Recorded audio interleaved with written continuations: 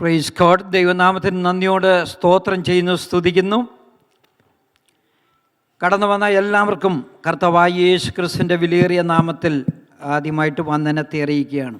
I praise and thank God for this wonderful time, and I want to greet each and everyone who's come over here in the name of our Lord Jesus. രണ്ടാം മാസത്തിൻ്റെ last സൺഡേയിലേക്ക് നാം കടന്നു വന്നിരിക്കുന്നല്ലോ. I mean, we have come to the last Sunday of the second month of the year. കഴിഞ്ഞ 2 മാസം ദൈവം നമ്മെ അത്ഭുതകരമായി നമ്മെ ദൈവം പരിപാലിച്ചതുകൊണ്ട് ദൈവത്തെ സ്തുതിക്കാം. I mean, can we praise God for keeping us safe for the past 2 months? നമ്മുടെ പല പ്രിയപ്പെട്ടവരും സുഖമില്ലാതൊക്കെയും വിവിധയിടങ്ങളിലായിരിക്കുന്നു. Some of our believers are sick and have not been able to attend the service. അവരെയെല്ലാം ഓർത്ത് നമുക്ക് പ്രാർത്ഥിക്കാം. And we should keep them in prayers. ആരാധനയ്ക്ക് ശേഷം നമ്മുടെ general body നടക്കേണ്ടതായിട്ടുണ്ടല്ലോ. So we have the general body after the prayer meeting. അതെല്ലാം കർത്താവിന്റെ കരങ്ങളിലേക്ക് നമുക്ക് ഏൽപ്പിച്ചു കൊടുക്കാം. Let's give all of the next sessions into the hands of God. നമുക്കൊരു 11:30 നമ്മുടെ ഇന്നത്തെ മീറ്റിംഗ് നമുക്ക് നിർത്തേണ്ടതായിട്ടുണ്ട്. I mean, we hope to end our first session by 11:30. നമുക്ക് വേഗത്തിൽ 1 പത്രോസിന്റെ ലേഖനം 2:4 മുതലുള്ള വാക്യങ്ങൾ ഞാൻ വായിക്കുകയാണ്. Let's read from 1 Peter chapter 2 verse 4 onwards. മനുഷ്യർ തള്ളിയതെങ്കിലും ദൈവസന്നിധിയിൽ ശ്രേഷ്ഠവും മാന്യവുമായ ജീവനുള്ള കല്ലായ അവൻ്റെ അടുക്കൽ വന്നിട്ട് നിങ്ങളും ജീവനുള്ള കല്ലുകൾ എന്ന പോലെ ആത്മീയഗ്രഹമായി യേശു ക്രിസ്തു മുഖാന്തരം ദൈവത്തിന് പ്രസാദമുള്ള ആത്മീയയാഗം കഴിക്കുവാൻ തക്ക വിശുദ്ധ പുരോഹിത വർഗമാകേണ്ടതിന് പണിയപ്പെടുന്നു. ഞാൻ ശ്രേഷ്ഠവും മാന്യവുമായ ഒരു മൂലക്കല്ല് സിയോനിലിടുന്നു, അവനിൽ വിശ്വസിക്കുന്നവൻ ലജ്ജിച്ചു പോകുകയില്ല എന്ന് തിരുവെഴുത്തിൽ കാണുന്നുവല്ലോ. നമുക്കെല്ലാവർക്കും വളരെ സുപരിചിതമായിട്ടുള്ള ദൈവവചനമാണ് നമ്മൾ വായിച്ചത്. This is a very familiar portion for each and every one of us. ഇവിടെ നമ്മൾ വായിച്ചത് മനുഷ്യർ തള്ളിയതെങ്കിലും ദൈവസന്നിധിയിൽ ശ്രേഷ്ഠവും മാന്യവുമായ ജീവനുള്ള കല്ലായ അവന്റെ അടുക്കൽ വന്നിട്ട് എന്ന് നമുക്ക് വായിക്കാനായിട്ട് കഴിയും. I mean, what we read is that even though man has rejected the stone, all those who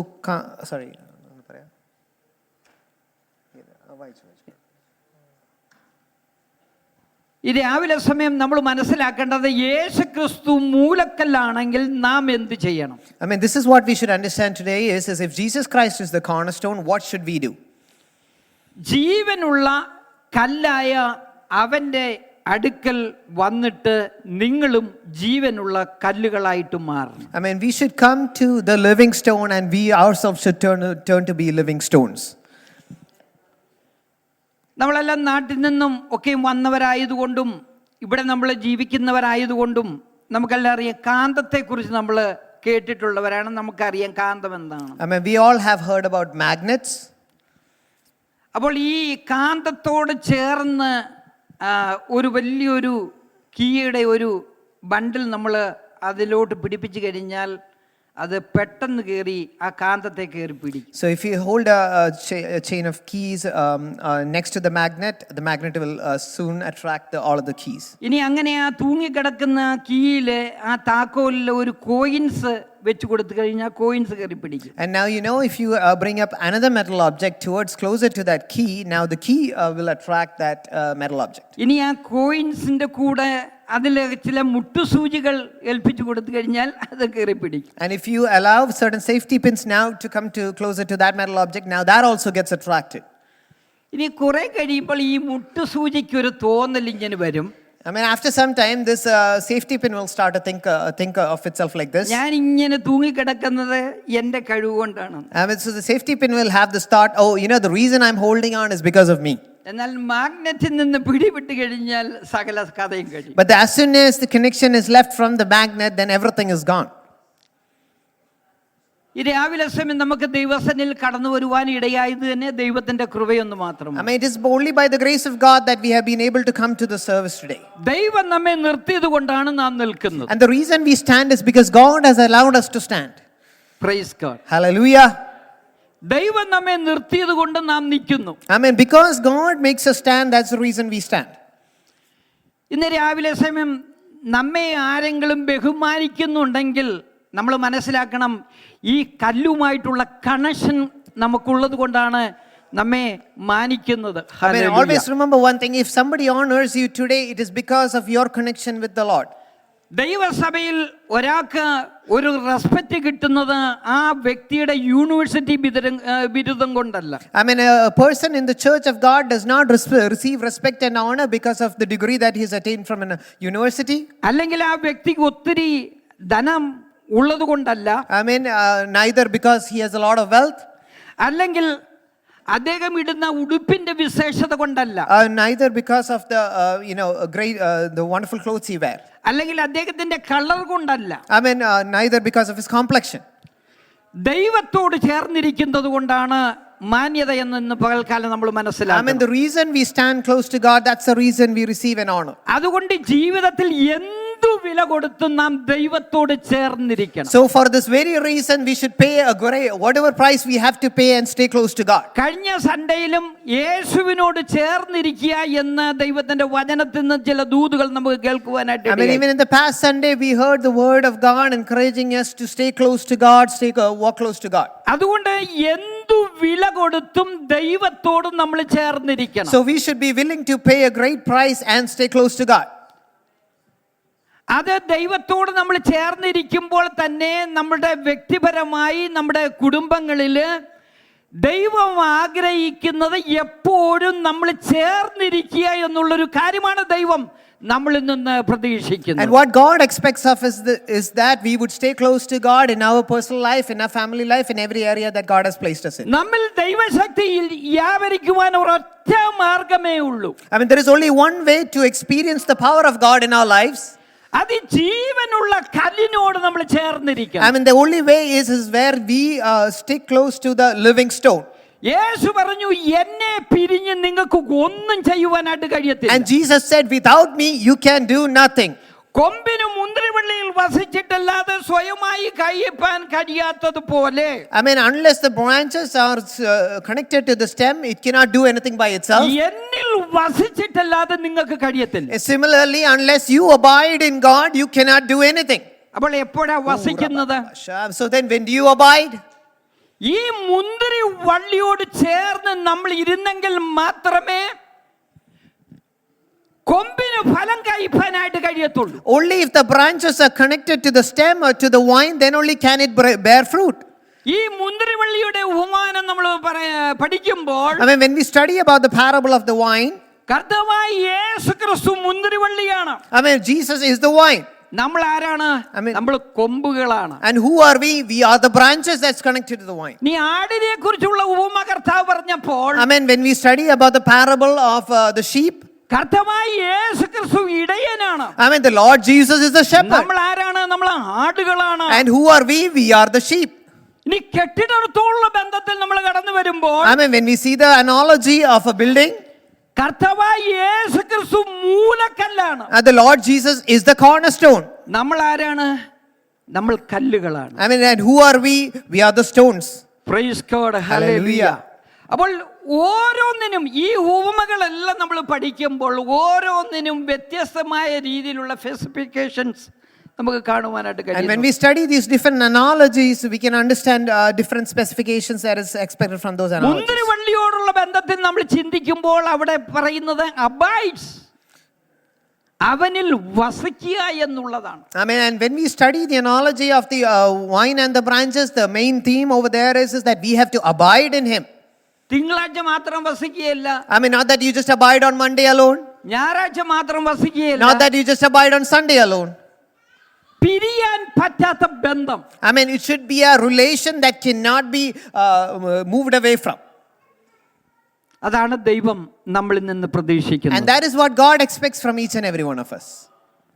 ഇനി ഈ മുന്തിരി വള്ളി മുറിഞ്ഞു പോയി കഴിഞ്ഞാൽ എന്ത് സംഭവിക്കും? So what will happen if the branch is cut off? ഉണങ്ങിപ്പോകും. I mean, it'll get dried. ഇതാണ് നമ്മുടെ ആത്മീയ ജീവിതത്തിലും സംഭവിക്കാൻ പോകുന്നത്. And this is what is going to happen in our spiritual lives. Hallelujah. ഇനി മുന്തിരി വള്ളിയിൽ നിന്ന് കൊമ്പ് വേർപിരിഞ്ഞാൽ, I mean, so if the branch gets disconnected from the vine itself, പിന്നെ ചേർത്ത് പിടിപ്പിക്കാൻ പറ്റത്തില്ല. then it's very hard, then it's not possible to connect it back. ജീവിതത്തിൽ നമ്മൾ ഉണങ്ങിപ്പോകാതിരിക്കണമെങ്കിൽ Hallelujah. And if we do not have to, if we should not experience a dryness in our spiritual life, ചേർന്ന് വസിക്കണം. then you need to abide with the Lord. ഇന്ന് Hallelujah. രാവിലെ സമയം ദൈവത്തിന്റെ ആത്മാവ് വളരെ വ്യക്തമായി സംസാരിക്കുകയാണ്. I mean, today morning, the Spirit of the Lord is speaking very clearly and distinctly. ചേർന്ന് വസിക്കുക, I mean, abide with Him closely. വീണ്ടും ചേർന്നിരിക്കുക. Oh, I mean, abide with Him again. നമുക്ക് ദൈവത്തെ ഒന്ന് സ്തുതിക്കാം. Can we praise God? Praise God. Hallelujah. Thank you, Jesus. എങ്ങനെ നമുക്ക് ചേർന്നിരിക്കാം? I mean, how can we abide and stay close with Him? അത് പ്രാർത്ഥനയോട് നമുക്ക് ചേർന്നിരിക്കുവാനായിട്ട് കഴിയും. And we can abide and stay close with Him by praying. ദൈവവചനത്താൽ നമുക്ക് ദൈവത്തോട് ചേർന്നിരിക്കാനായിട്ട് കഴിയും. With the constant studying of the Word, you can stay close with the Lord. കൊടുക്കുന്നതിലൂടെ നമുക്ക് ചേർന്നിരിക്കാനായിട്ട് കഴിയും. By giving, you can be close to the Lord. ക്ഷമിക്കുന്നതിലൂടെ നമുക്ക് ചേർന്നിരിക്കാനായിട്ട് Oh, കഴിയും. by forgiving, you can be close to the Lord. സ്നേഹിക്കുന്നതിലൂടെ ചേർന്നിരിക്കാനായിട്ട് കഴിയും. And by loving, you can be close to the Lord. ഉപവാസത്തോട് ചേർന്നിരിക്കാനായിട്ട് And കഴിയും. by fasting, you can be close to the Lord. ഈ ഉപവാസം എടുത്ത് ആരെങ്കിലും മരിച്ചു പോയിട്ടുള്ള ചരിത്രം നിങ്ങൾ ആരെങ്കിലും കേട്ടിട്ടുണ്ടോ? ഞാൻ കേട്ടിട്ടില്ല. Have you ever heard of a case where somebody died because of fasting? എന്നാൽ ഓവറായി കഴിച്ചിട്ടും മരിച്ചു പോയവരുണ്ട്. But on the other hand, there are people who have died by excessive eating. ഇനി ഉപവസിച്ച് രോഗികളായി തീർന്നവരെ കുറിച്ച് ഞാൻ അങ്ങനെ അധികം കേട്ടിട്ടില്ല. I have not heard of much people who have become sick because of excessive fasting. എന്താണ് ഇതിൽ കൂടെ നമ്മളുടെ ദൈവത്തിന്റെ ആത്മാവിനെ പറയുവാനായിട്ടുള്ള സന്ദേശം എന്ന് ചോദിച്ചു കഴിഞ്ഞാൽ, If you ask what is the Spirit of the Lord communicating to us through all of this, ദൈവത്തോട് നമ്മൾ ചേർന്ന് വസിക്കുക. He's speaking is abide with the Lord, stay close with the Lord. നമ്മൾ ദൈവത്തോട് ചേർന്ന് വസിക്കുമ്പോൾ മറ്റുള്ള ഒരു അന്യായമായിട്ടുള്ള ഒരു കാര്യങ്ങൾ ഇടപെടുവാനായിട്ട് ദൈവത്തിന്റെ ആത്മാവ് നമ്മെ അനുവദിക്കത്തില്ല. And when we stay close to the Lord and abide with the Lord, the Holy Spirit will prevent us from getting involved in ungodly matters. അതുകൊണ്ട് ഓരോ ദൈവമക്കളും മനസ്സിലാക്കണം, നമ്മൾ ഓരോരുത്തരും ദൈവത്തെ പ്രസാദിപ്പിക്കുന്നവരാണോ?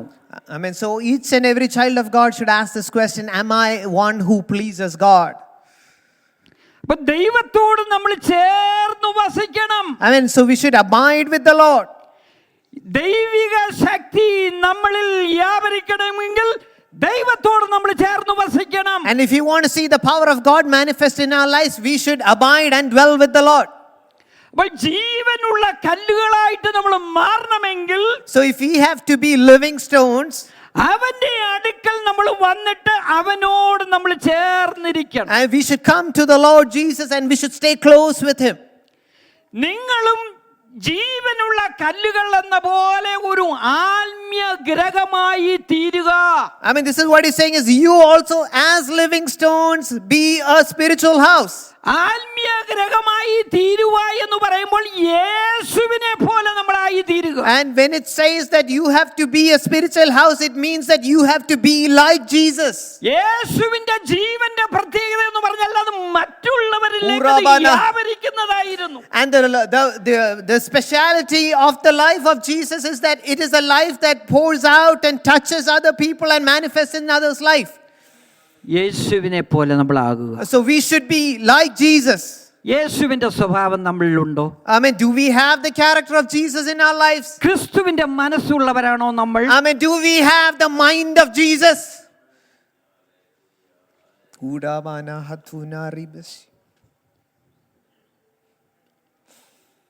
Glory Jesus, hallelujah. നമുക്കറിയാം, വളരെ വർഷങ്ങൾ രോഗിയായിരുന്ന ഒരു സഹോദരിയെ കുറിച്ച് നമുക്ക് കാണുവാനായിട്ട് I കഴിയും. mean, as we read the scriptures, we know about a lady who was suffering for sickness for a long time. എന്നാൽ യേശുവിൻ്റെ വസ്ത്രത്തിൻ്റെ തൊങ്ങൽ തൊട്ടപ്പോഴാണ് അവളുടെ ജീവിതത്തിൽ ജീവൻ വ്യാപരിച്ചത്. And as soon as she stretched out her hand and touched the hem of His garment, that's the moment where she started experiencing life in herself. നമ്മളിൽ നിന്നും ജീവൻ പുറപ്പെടണമെന്ന് ദൈവം ആഗ്രഹിക്കുന്നുണ്ട്. And God desires that life is manifested through us. നമ്മളിൽ നിന്ന് സൗഖ്യം പുറപ്പെടണമെന്ന് ദൈവം ആഗ്രഹിക്കുന്നുണ്ട്. And God desires that there is healing that is manifested through us. അതാണ് കർത്താവ് വിളിച്ച് എന്നിൽ വിശ്വസിക്കുന്നവന്റെ ഉള്ളിൽ നിന്ന് തിരുവെഴുത്ത് പറയുന്നത് പോലെ ജീവജലത്തിന് നദികൾ ഒഴുകുന്നു വിളിച്ചു പറഞ്ഞു. And now we can see that the Lord Jesus is calling out and saying, all those who believe in me, through them will flow out rivers of living water. അപ്പോൾ യേശുവിന്റെ ജീവൻ എന്നിലേക്ക് വന്നിട്ട് അത് പുറത്തേക്ക് ഒഴുകണം. And so when the life of Jesus starts to pour out into our life, and it should overflow into to others' lives. എന്നോട് ബന്ധപ്പെടുന്നവരിൽ ആ യേശുവിന്റെ ജീവൻ വ്യാപരിക്കണം. And to all those who interact with the life of Jesus should be experienced and should be manifested through my life. 1 പത്രോസ് 1:14 നമ്മൾ വായിക്കുമ്പോൾ When we read 1 Peter 1:14, നമുക്കറിയാവുന്ന വാക്യങ്ങളാണ്. I mean, this is a familiar verse to us. പണ്ട് നിങ്ങളുടെ അജ്ഞാനകാലത്ത് ഉണ്ടായിരുന്ന മോഹങ്ങളെ മാതൃകയാക്കാതെ നിങ്ങളെ വിളിച്ച വിശുദ്ധിനൊത്തവണ്ണം അനുസരണമുള്ള മക്കളായി എല്ലാ നടപ്പിലും വിശുദ്ധരാകുവിൻ. I mean, this is what it says, as obedient children, not conforming yourself to the former lust as in your ignorance, but as he who called you is holy, you also be holy in all your conduct, because it is written, be holy, for I am holy. യേശുവിനെ പോലെ വിശുദ്ധിയുള്ളവരാകുക. I mean, we should be holy as Jesus is holy.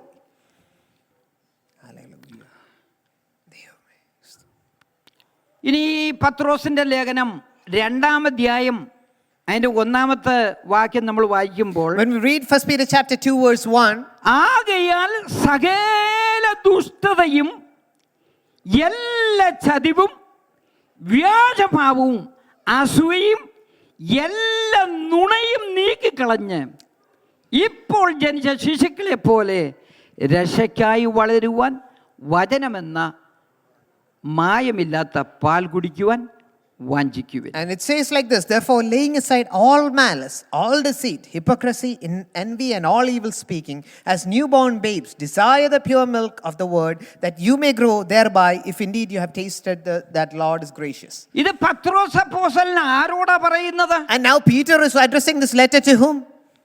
വീണ്ടും ജനിച്ച സ്വർഗത്തിൽ പേരെഴുതിയ ദൈവമക്കളോട് പറയുക. And he writes this letter, addresses this letter to a set of believers who have their names written in heaven.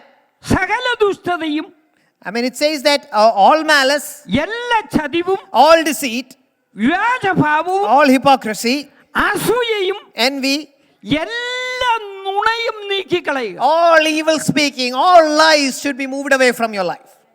Hallelujah! പത്രോസിന്റെ ഈ ലേഖനം നമ്മൾ പഠിക്കുമ്പോൾ, When we study the letter of Peter, 1-ാം അധ്യായം നമ്മൾ പഠിക്കുമ്പോൾ അവിടെ കാണുവാനായിട്ട് കഴിയുന്നത് അവർ എല്ലാവരും രക്ഷിക്കപ്പെട്ടവരാണ്. I mean, so when we study the first chapter of 1 Peter, we can know that they are all believers who are saved. അഗ്നിശോധനയിൽ കൂടെ കടന്നു പോകുന്നവരാണ്. I mean, they were going through fiery troubles in their life. അവർ വീണ്ടും ജനിച്ചവരാണ്. And they were people who were born again. എന്നാൽ ഈ പറഞ്ഞതെല്ലാം ഉണ്ട് താനും. But at the same time, all of these issues or concerns they have in their life.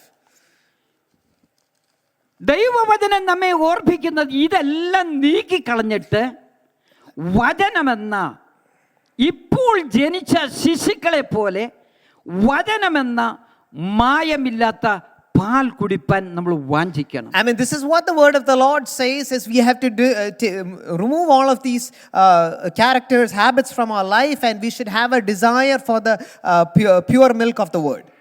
നമ്മൾ ഈ ഭാഗങ്ങളൊക്കെയും 100 കണക്കിന് times നമ്മൾ വായിച്ചിട്ടുണ്ട്. I mean, these are scriptures that we may have read hundreds of times in our life.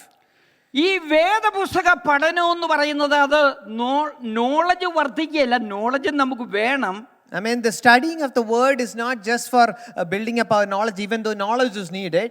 എന്നാൽ ദൈവവചനം നമ്മൾ പഠിക്കുമ്പോൾ നമുക്ക് ദൈവത്തോട് പറയുവാനായിട്ട് കഴിയണം, ദൈവമേ നിന്റെ വചനത്തിൽ കൂടെ എന്നെ രൂപാന്തരപ്പെടുത്തണം. But when we study the word of God, we should have a desire and a prayer, Lord, through your word transform me.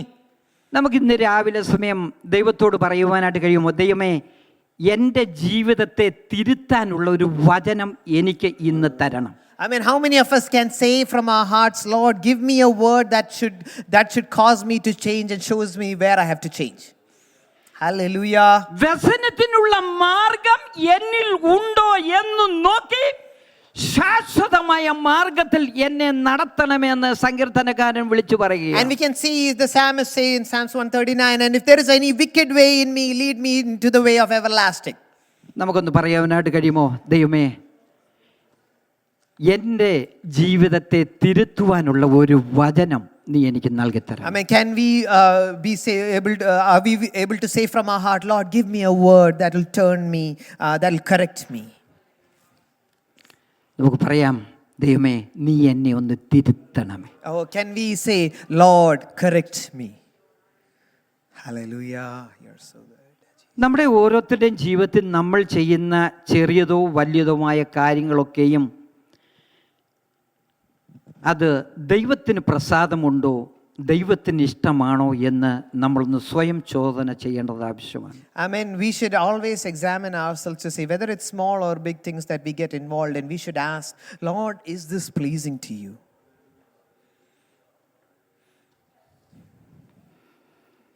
Jesus hallelujah. 4:1 പത്രോസ് 4:1 നമ്മൾ വായിക്കുമ്പോൾ, When we read 4:1, ക്രിസ്തു ജഡത്തിൽ കഷ്ടം അനുഭവിച്ചതുകൊണ്ട് നിങ്ങളും ആ ഭാവം തന്നെ ആയുധമായി ധരിക്കുവിൻ. this is what it says, since Christ suffered for us in the flesh, arm yourself also with the same mind. ക്രിസ്തു മൂലക്കല്ലാണെങ്കിൽ If Christ is the living stone, നമ്മൾ അതുപോലെ നമ്മളാകണം. and then we should also be living stones.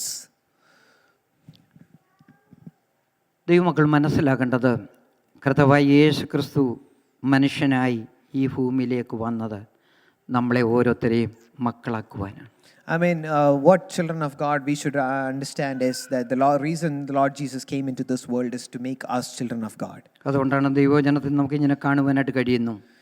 I mean, that's why we see in the scriptures. അവനിൽ ഈ പ്രത്യാശയുള്ളവനെല്ലാം അവൻ നിർമ്മലനായിരിക്കുന്നത് പോലെ തന്നെ നിർമ്മലീകരിക്കുന്നു. I mean, all those who have this hope in Christ, let him purify himself. അപ്പോൾ നമ്മുടെ ജീവിതത്തിൽ നമ്മൾ എന്താണ് നമ്മൾ ധരിക്കേണ്ടത്? I mean, so then what should we wear in our Christian life? ക്രിസ്തു ജഡത്തിൽ കഷ്ടം അനുഭവിച്ചതുകൊണ്ട് നിങ്ങളും ആ ഭാവം തന്നെ ആയുധമായി ധരിപ്പിൻ. And this is what the word of God says, since Christ suffered for us in the flesh, arm yourself with that same mind. കഷ്ടത്തിൽ കൂടെ കടന്നുപോയപ്പോൾ നമ്മുടെ കർത്താവിൻ്റെ മനോഭാവം എന്തായിരുന്നു? What was the Lord Jesus' attitude as he was going through suffering? താൻ കുരിശിലായിരുന്നപ്പോഴും താൻ പ്രാർത്ഥിച്ച ഒരു പ്രാർത്ഥനയുണ്ട്. When he was on the cross, there was a certain prayer that he had. പിതാവേ, ഇവർ ചെയ്യുന്നത് ഇന്നതെന്നറിയാൽ ഇവരോട് ക്ഷമിക്കണമേ. Father, forgive them, for they do not know what they are doing. കഷ്ടം അനുഭവിക്കുവാനുള്ള ആ മനോഭാവം, I mean, attitude to bear through suffering. അതാണ് ക്രിസ്തുയേശുവിലുള്ള ഭാവം തന്നെ നിങ്ങളിലും ഉണ്ടായിരിക്കണം. And therefore we see in the scriptures, let your attitude, may you have the mind of Christ Jesus. നമ്മുടെ ഓരോരുത്തരുടെയും പ്രതികരണത്തിൽ നമ്മൾ ക്രിസ്തുവിനെ പോലെ നമ്മളാകണം. I mean, as we respond to others, are we like Christ? ശക്തിയിൽ നാം ക്രിസ്തുവിനെ പോലെയാകണം. I mean, when it comes to the power, do we reveal Christ? വിശുദ്ധിയിൽ നാം കർത്താവിനെ പോലെയാകണം. I mean, when it comes to holiness, we should be like Christ. നമ്മുടെ മനോഭാവത്തിൽ നമ്മൾ ക്രിസ്തുവിനെ പോലെയാകണം. I mean, in our attitude, we should be like Christ. കഷ്ടത്തിൽ നമ്മൾ ക്രിസ്തുവിനെ പോലെയാകണം. And in suffering, we should be like Christ. ഒരു വാക്യം കൂടെ വായിച്ചുകൊണ്ട് ഞാൻ നിർത്തട്ടെ. I mean, I would like to read one more verse and conclude the അതിന്റെ sermon. 3-ാം അധ്യായം അതിന്റെ 9-ാമത്തെ വാക്യം. Let's read chapter 3, verse 9. ദോഷത്തിന് ദോഷവും ശകാരത്തിന് ശകാരവും പകരം ചെയ്യാതെ നിങ്ങൾ അനുഗ്രഹം അനുഭവിക്കേണ്ടതിന് വിളിക്കപ്പെട്ടതുകൊണ്ട് അനുഗ്രഹിക്കുന്നവരായിരിക്കുവീൻ. I mean, this is what the word of God reads, not returning evil for evil or reviling for reviling, but on contrary, blessing, knowing that you were called to this, that you may inherit a blessing. എന്താണ് നമ്മുടെ പ്രതികരണം? I mean, so what is our response? ദോഷത്തിന് ദോഷവും ശകാരത്തിന് ശകാരവും പകരം ചെയ്യാതെ. I mean, we should be people who do not return evil for evil or reviling for reviling. നിങ്ങൾ അനുഗ്രഹം അനുഭവിക്കേണ്ടതിന് വിളിക്കപ്പെട്ടതുകൊണ്ട് And since you are called to experience blessing, നിങ്ങൾ എങ്ങനെയുള്ളവരായിരിക്കണം? I mean, how should you be? നിങ്ങൾ മറ്റുള്ളവരെ അനുഗ്രഹിക്കുന്നവരായിരിക്കും. And you should be people who bless others. അപ്പോൾ യേശു ക്രിസ്തു മൂലക്കല്ലാണെങ്കിൽ So if Lord Jesus is the living stone, നമ്മൾ ഓരോരുത്തരും ജീവനുള്ള കല്ലുകളായിട്ട് നമ്മൾ മാറും. and we all should be transformed into be stones that have life or living stones. ജീവനുള്ള കല്ലുകളെ കൊണ്ടാണ് ദൈവത്തിന് ഹിതമായ രീതിയിൽ ഒരു മന്ദിരം, ഒരു നിവാസം പണിയുവാനായിട്ട് കഴിയത്തുള്ളൂ. And it is only with the living stones that God is able to build a spiritual house. ദൈവം ഇറങ്ങി വസിക്കുന്ന ഒരു നിവാസമായി നമ്മൾ മാറണമെങ്കിൽ, ജീവനുള്ള കല്ലുകളായി നമ്മൾ തീരണമെങ്കിൽ ഈ ക്രിസ്തുവാകുന്ന മൂലക്കല്ലിനോട് നമ്മൾ ചേർന്നിരിക്കണം. And if we have to be a spiritual house within which the Lord abides and dwells within, then we need to be connected and dwell and abide with the Lord Jesus. അതുകൊണ്ട് നമ്മൾ മനസ്സിലാക്കണം, നമ്മളേവരും ആരാണ്? തിരഞ്ഞെടുക്കപ്പെട്ട കല്ലുകളാണ്. I mean, so we all should understand that we are stones that have been elected and chosen by God. എങ്കിൽ മാത്രമേ നമുക്ക് ഫലം കഴിപ്പാനായിട്ട് കഴിയത്തുള്ളൂ. And we can only bear a fruit only if we abide with Christ. കർത്താവ് പറഞ്ഞു, എന്നെ പിരിഞ്ഞ് നിങ്ങൾക്ക് ഒന്നും ചെയ്യുവാനായിട്ട് കഴിയില്ല. And this is what the Lord Jesus said, you cannot do anything without me. എന്നിൽ വസിപ്പീൻ, എന്നാൽ ഞാൻ നിങ്ങളിലും വസിക്കും. And this is what the Lord Jesus said, abide in me and I will abide in you. കൊമ്പിനും മുന്തിരിവള്ളിയിൽ വസിച്ചിട്ടല്ലാതെ സ്വയമായി കഴിപ്പാൻ കഴിയാത്തതുപോലെ എന്നെ പിരിഞ്ഞ് നിങ്ങൾക്ക് ഒന്നും ചെയ്യുവാനായിട്ട്. Unless the branch, just as the branch could not bear fruit unless it abides in the vine, similarly in the same fashion you cannot do anything without me. അതുകൊണ്ട് ദൈവത്തിൽ നമ്മൾ വസിക്കുന്നവരായി മാറും. I mean, for this very reason, let us be people who dwell with the Lord. നമ്മുടെ ജീവിതത്തിന്റെ എല്ലാ ഏരിയയിലും ദൈവത്തിന്റെ സ്വഭാവമുള്ളവരായിട്ട് നമ്മൾ മാറണം. And we should be people who have the character of God in every area of our life. Praise God. ദൈവം നമ്മെ സഹായിക്കട്ടെ. നമുക്കെല്ലാവർക്കും എഴുന്നേറ്റ് നിൽക്കാം.